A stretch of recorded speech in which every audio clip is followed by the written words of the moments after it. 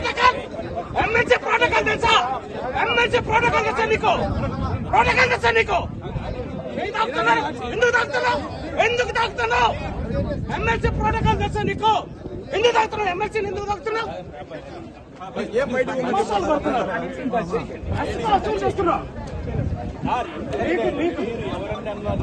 ఎవరండి అన్నా? నేను విన్నాను. ఏకవచనం వాడారు.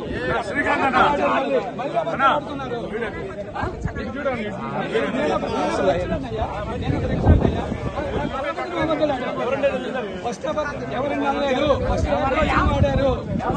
ఫస్ట్ ఏకవచనం వాడారు. ఆపండి కాదు సాధారణ పౌరుని కూడా ఇంకా వైసీపీ వాసన బాగాలేదు మనకి. వీళ్ళకి వైసీపీ వాసన పోలా ఇంకా పోలీసులు ఇంకా వైసీపీ వాసన బాగాలేదు మనకి. వీళ్ళకి వైసీపీ వాసన పోలా ఇంకా పోలీసులు పోలా ఇంకా పోతారు. స్టైల్ మార్చుకోండి. స్టైల్ మార్చుకోండి.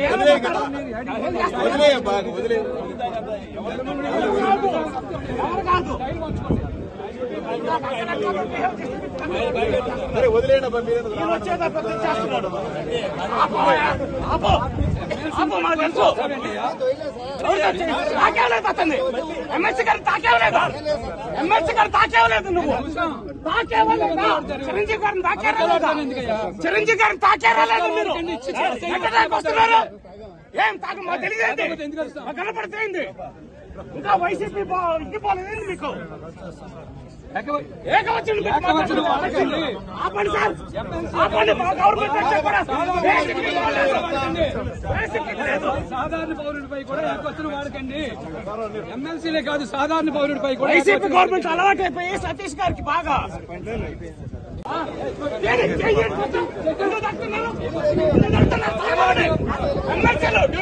ఎమ్మెల్సీ ప్రోటోకాల్ తెలుసా? ఎమ్మెల్సీ ప్రోటోకాల్ తెలుసా నీకు? ప్రోటోకాల్ తెలుసా నీకు? ఎందుకు తాగుతున్నావు? ఎందుకు తాగుతున్నావు? ఎమ్మెల్సీ ప్రోటోకాల్ తెలుసా నీకు? ఎందుకు తాగుతున్నావు? ఎమ్మెల్సీని ఎందుకు తాగుతున్నావు? చేస్తున్నావు ఎవరండి అన్నా? నేను విన్నాను. ఏకవచనం వాడారు.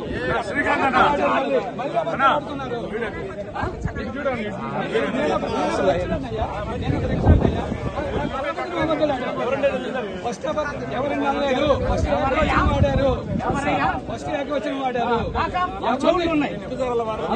ఆపండి కాదు సాధారణ పౌరుని కూడా ఇంకా వైసీపీ వాసన బాగాలేదు మనకి. వీళ్ళకి వైసీపీ వాసన పోలా ఇంకా పోలీసులు పోలా ఇంకా ఇంకా వైసీపీ వాసన బాగాలేదు మనకి. వీళ్ళకి వైసీపీ వాసన పోలా ఇంకా పోలీసులు పోలా ఇంకా